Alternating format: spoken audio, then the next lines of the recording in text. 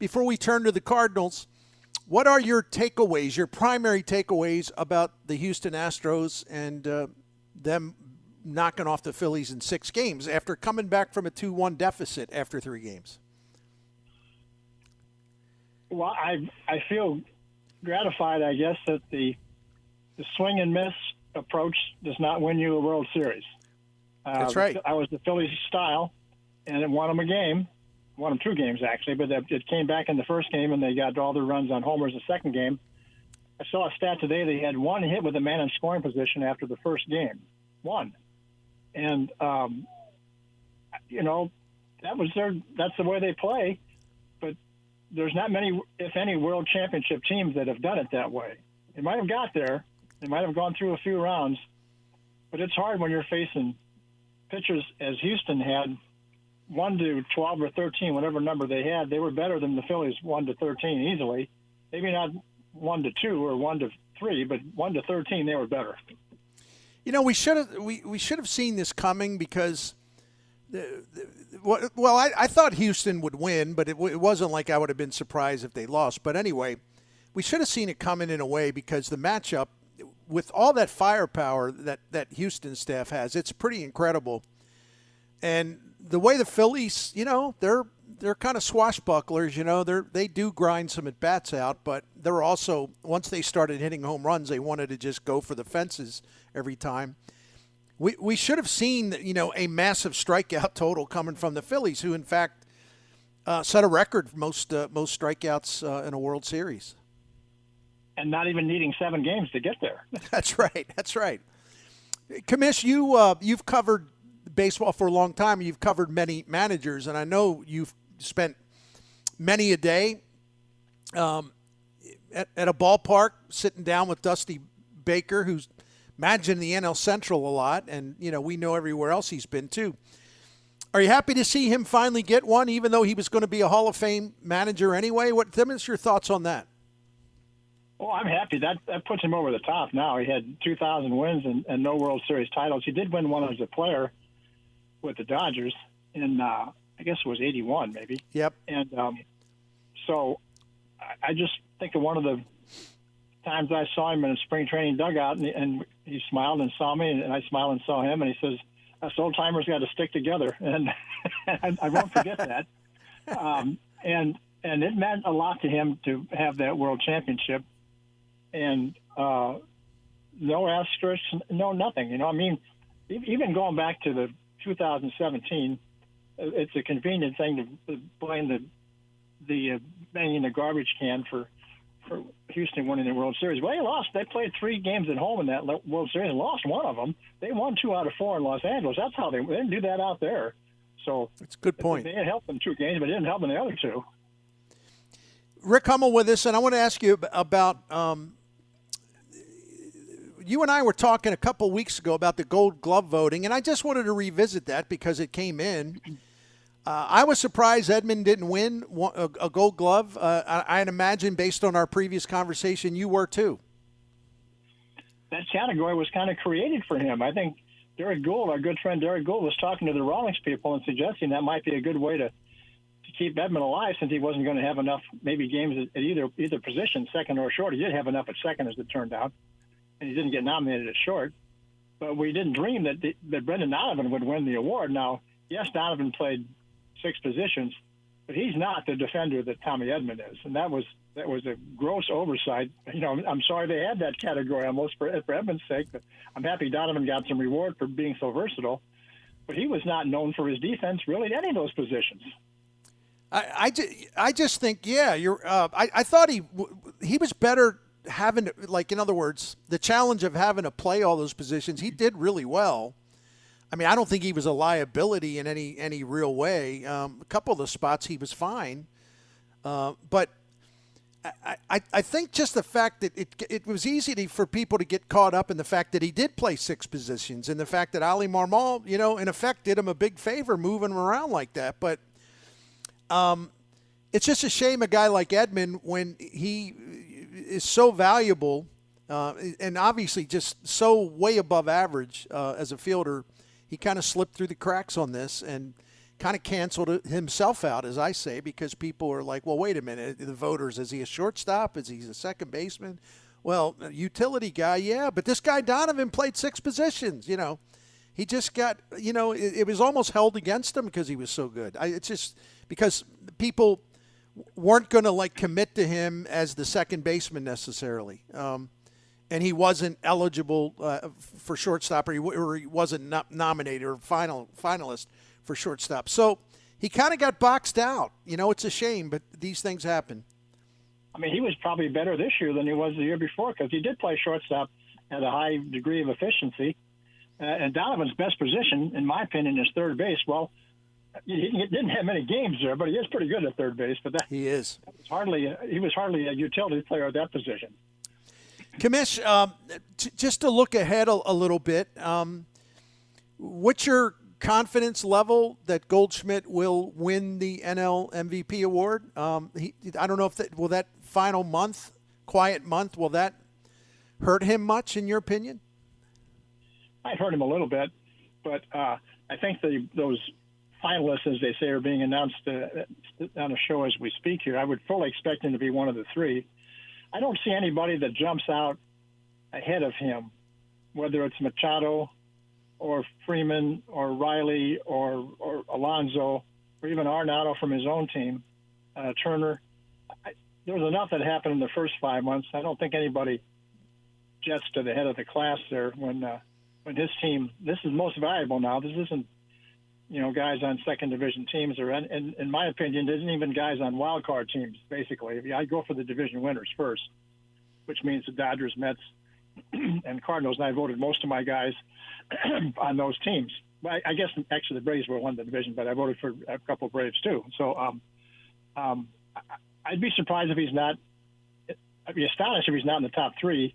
I'd be surprised if he doesn't win because the Players' Choice Award went to Goldschmidt last week as the outstanding player in the league.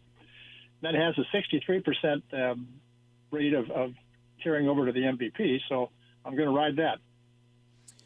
Yeah, and that should probably be a precursor that he won that Players Award. But yeah, when you look at him and what he was able to do, and you really have to take in the final all 6 months. You can't just sort of cherry pick.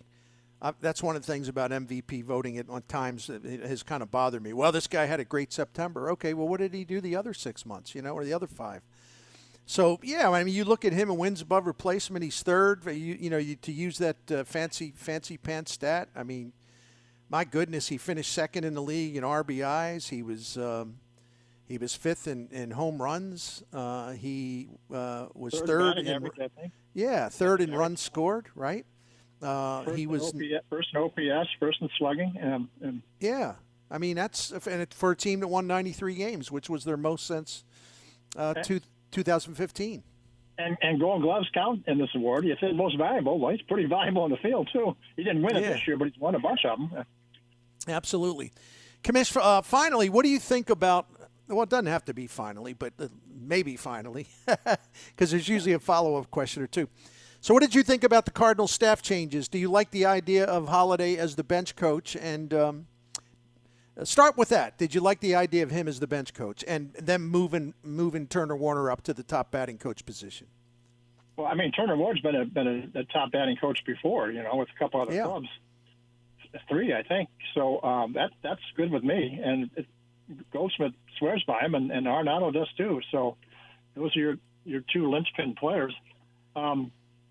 Holiday, if he wants to be the bench coach, I'm okay with that too. Now I will have to say that to be a true bench coach, he's going to have to learn both leagues now, let alone the National League. They play everybody this year, and he hasn't been at the big league level for you. When the Cardinals had these other bench coaches, they were around for a while. They've been watching the games. Marmol was a bench coach for several years, and then Schumacher was in the league last year as Marmol's bench coach. And David Bell was around as a bench coach for a while, but had been a coach on the staff for a while. Just to name a few bench coaches in recent time, you do have to know the opposition. That's what the bench coach's primary job is to keep the manager apprised of who's available for them, and how should we deploy our personnel to stop them. And that's That's going to take him a while. Well, I hadn't thought about that too much. I think he'll be all right, but it will. There is a learning curve for sure. I think he pays pretty close attention to things. I do think he's pretty studious, if that's the word. But no, it's certainly something to keep an eye on. You're right. I mean, you got throwing arms. You got bullpen guys. I know he watches a lot of games on TV and stuff, but he's been on the college level for the last 4 or 5 years. I mean, he's going to be able to do it. It's going to take a little while, and you won't get much help in spring training because they play like 5 teams down there. They play the Yankees, Tigers, the Mets, Marlins, and Nationals and Astros. That's it. They play 6 teams, I guess, and the other 23 you don't see.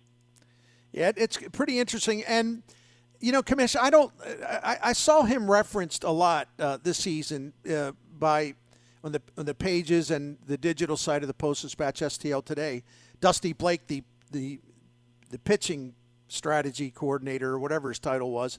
Now he's the pitching coach. What do you know about him, and what should we all think about his promotion to that job? What do you think Ali Marmol saw in him that really obviously made him enthusiastic about putting Dusty Blake in charge?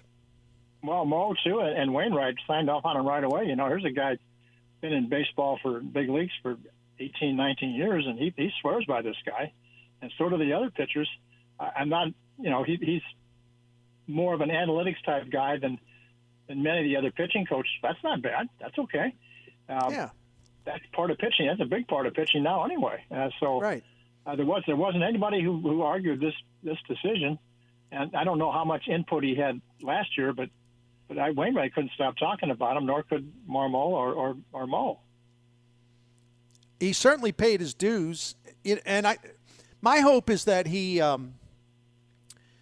incorporates the metrics, the advanced metrics, because there's some value in them. But I also think you have to watch the game and maybe not let them dictate your every move. I hope he's a guy that can combine the best of both worlds, so to speak.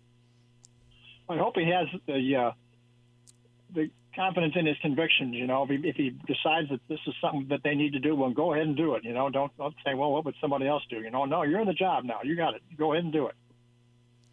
And do you know? Well, I think we covered that part okay. Well, what do you think the next item of business should be for the Cardinals when the gates open to free agency, or just the ability to make trades? I don't even know what those dates are, so forgive me, but it sounds like John Mozeliak obviously told Nolan Arenado what they were going, their plan of attack. Where do you think it'll start? I think it starts with a catcher first of all, because the pitchers, you're going to have to sort through those and see which ones you might be able to acquire and which ones you may have to give a lot of money to. There aren't too many free agent pitchers. Verlander, Rodon, and DeGrom are probably the 3 at the top of the lineup there, and that's going to be a lot of money for those guys. You may have to trade for what you want, but you're going to have a catcher. And I know they have interest in Vasquez, who ended up catching for Houston and was with Boston, and he's been on 2 World Championship teams. He didn't play a lot for Houston, but he did in the one game he started call a no-hitter, we might add. And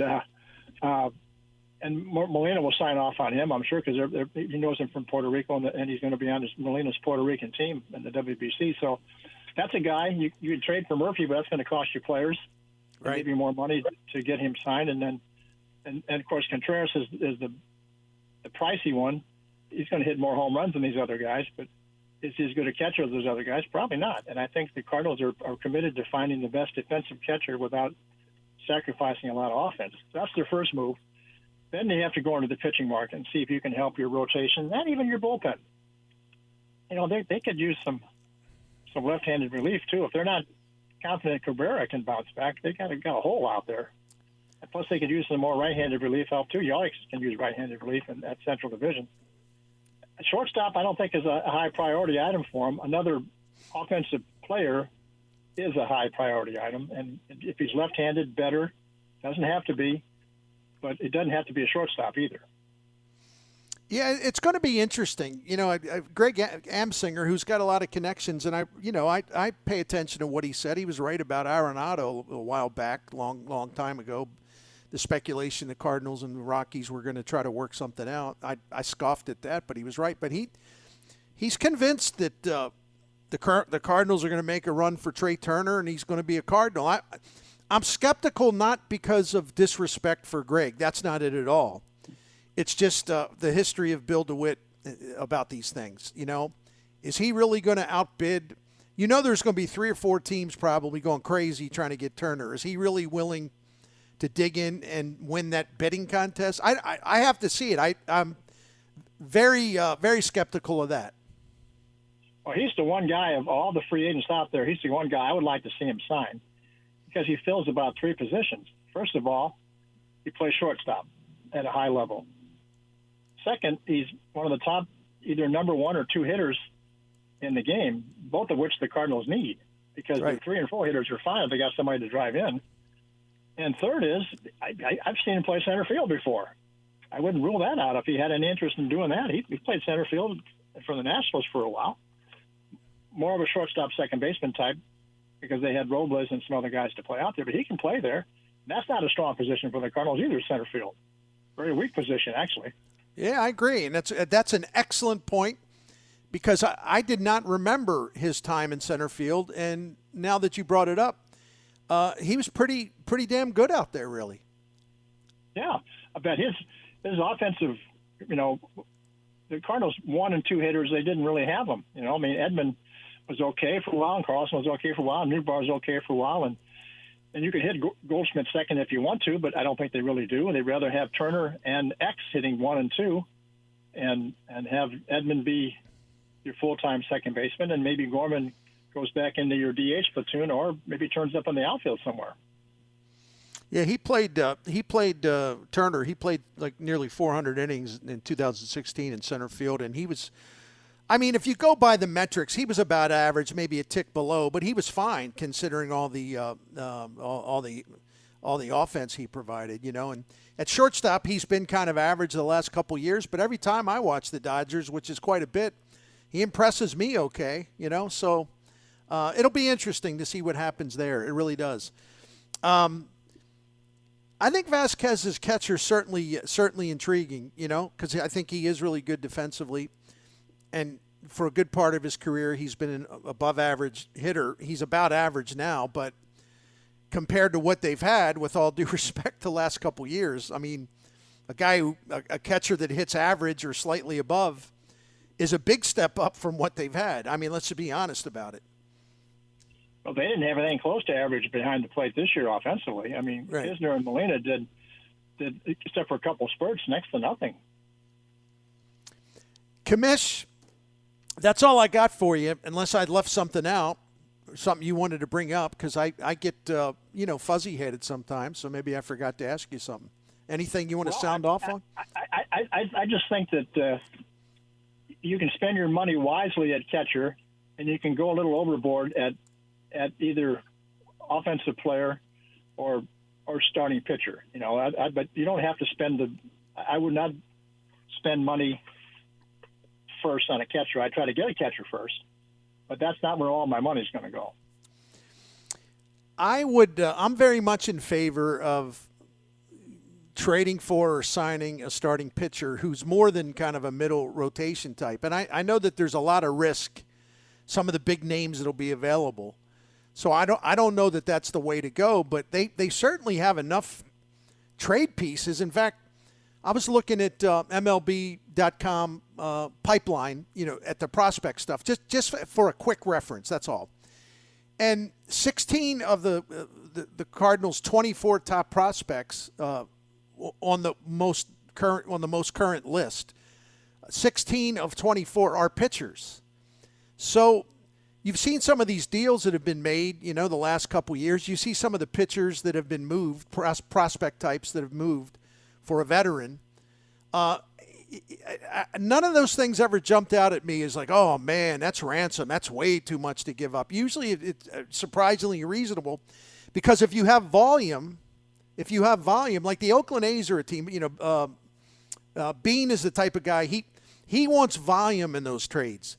He may not ask for your best guy, say a pitching prospect, but he'll want 2 or 3 of them. They don't have to be your best. He just wants to get as much volume as he can. So I think they have the prospects to make a trade for a good starting pitcher. I really do. I think I'd rather trade for one than give a bunch of money to the three free agent pitchers I just mentioned. Verlander, 39 years old. DeGrom. Yeah. When's the last time he pitched more than 20 games in the season? It's been a while. Yeah, and, forget that. And Rodon's been hurt a lot too, So, I mean, yes, those guys are tremendous. But if you give them 4 or 5 years, does that mean they're going to make 150 starts? Probably not. Are they going to make 75 starts? Don't know. Oh, I'm totally with you on that. There's enough of an injury history there where, listen to what the player's own history tells you. There's a reason for why they I think all three represent risks. Now, some people may push back on Verlander, and I get that, but he's 39, and how realistically how much longer can he pitch at that elite level? I mean, we even saw him in the postseason a couple times, and I shouldn't base it on that. I realize that, but still, you see him struggle the way he did.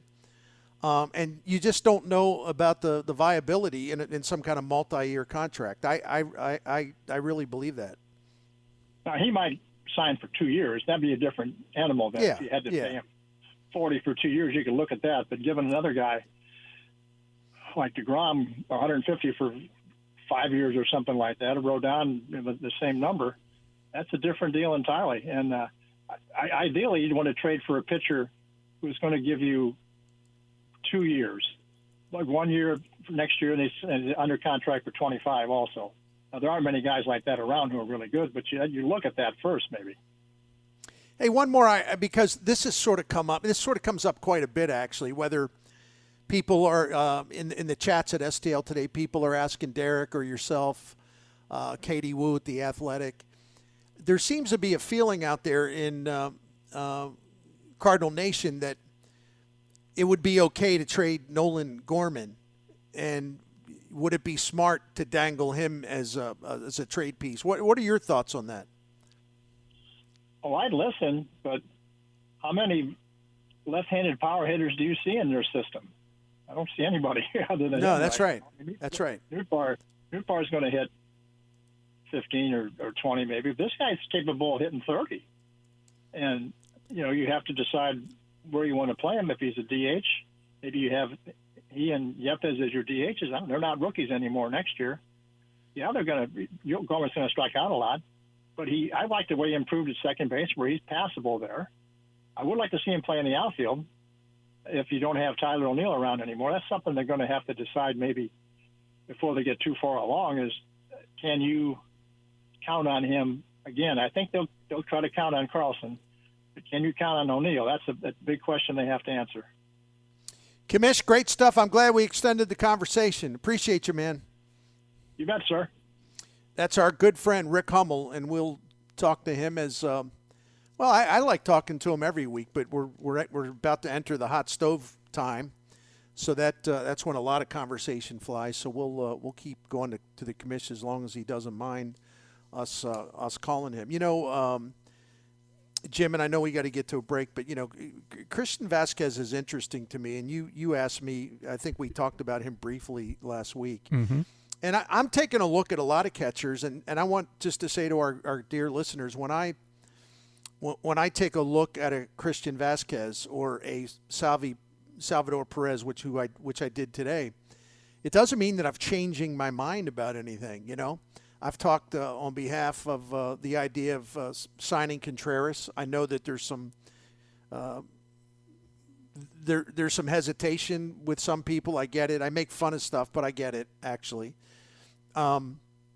He's not the best defensive catcher out there. I just think his weaknesses have been overstated. He's actually one of the best. Baseball Prospectus does a good job of grading catchers, and Contreras is at the top of the list as far as his throwing and as far as dissuading base runners to run on him. Where he's not good is his framing. But I also think that sometimes that part can be a little misleading, and I'll just leave it at that. He's not a disaster in terms of his pitch framing.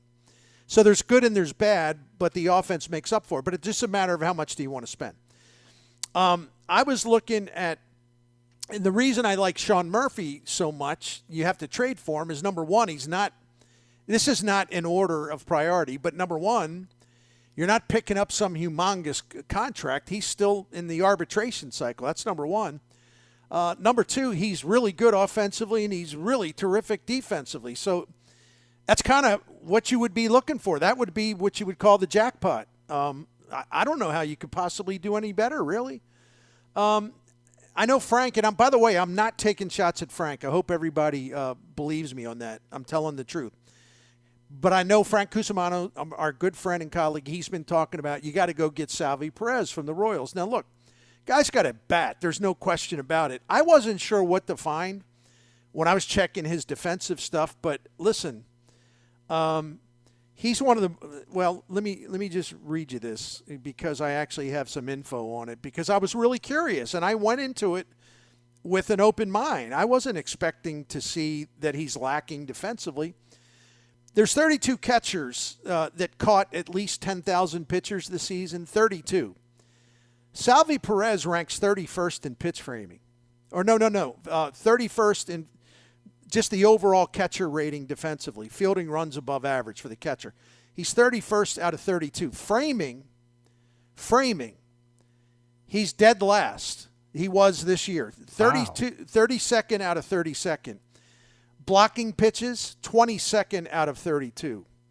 One thing he does do is, he's even though his throwing is ranked 19th, that's, down in the lower half, there's a situation where he still dissuades runners from going. But I'm just saying this, if people want to denigrate or not denigrate, that's a wrong word, but if they want to kind of, strike through Wilson Contreras' name because of his so-called bad defense or whatever.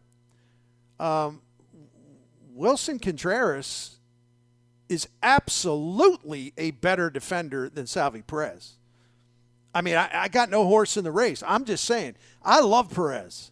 And number one, I don't know if the Royals want to trade a legacy player, but number two, it's more of a bat than anything. His defense is not good at all.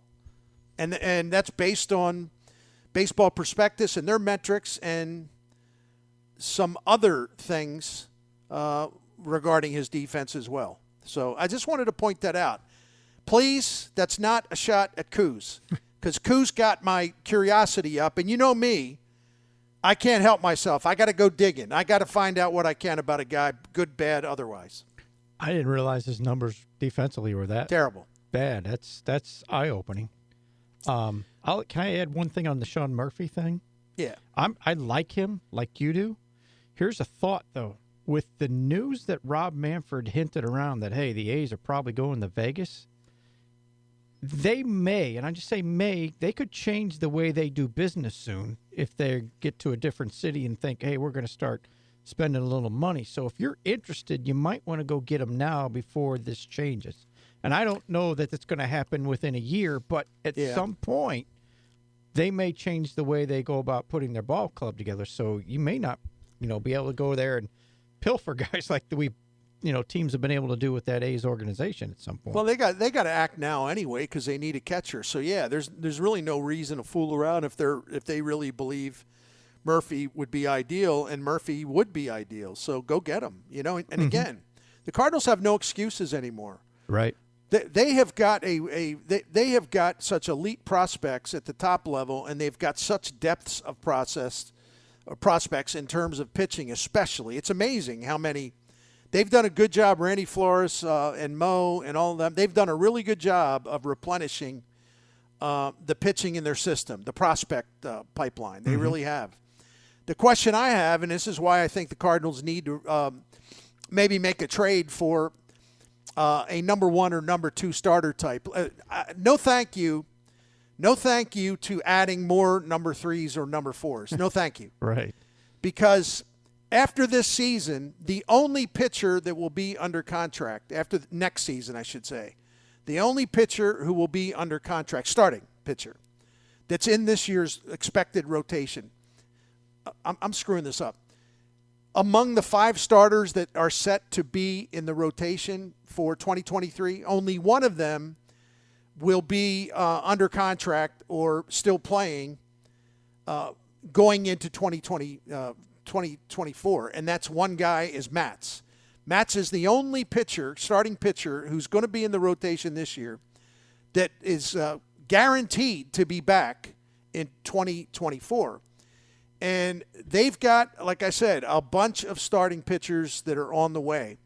What we don't know is how truly good they will be and how soon, if they're going to be good, they'll get there. We don't know what their upside is, if any of them have a chance to truly be elite. And if they have a chance to be truly elite, how soon will that take?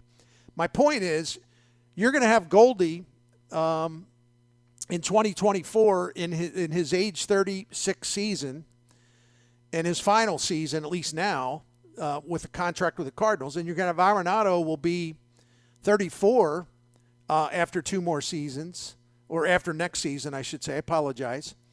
How